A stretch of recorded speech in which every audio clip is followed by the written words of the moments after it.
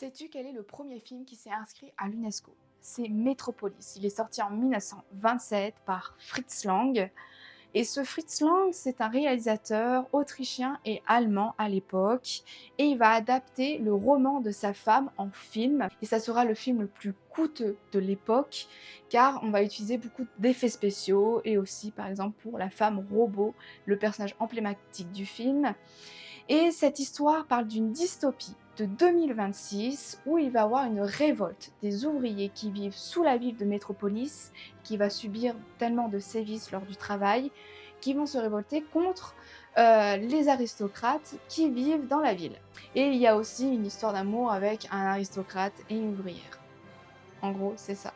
Malheureusement, dès sa sortie en 1927, il va être censuré à cause de mauvaises critiques et une malcompréhension du film. Ils vont couper de 2h30 à 30 minutes. Et de 30 minutes, ils vont couper à une vingtaine de minutes pour que ça marche. Mais ça marche toujours pas. Et cette partie censurée va que marcher à partir de la Seconde Guerre mondiale. Et entre-temps, Fritz Lang, suite à la césure, il va fuir l'Allemagne pour vivre aux États-Unis. Et c'est en 2001 qu'une fondation va faire tout pour reconstituer ce film en entier et s'approcher au plus près de ce que imaginait Fritz Lang.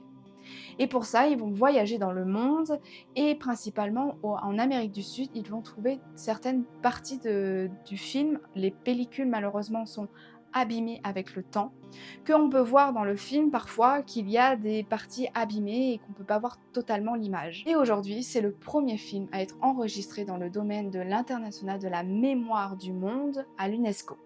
Si tu veux avoir plus de précisions sur ce film-là, j'ai fait une vidéo il y a 2 ans. Si tu veux la voir sur ma chaîne, vas-y.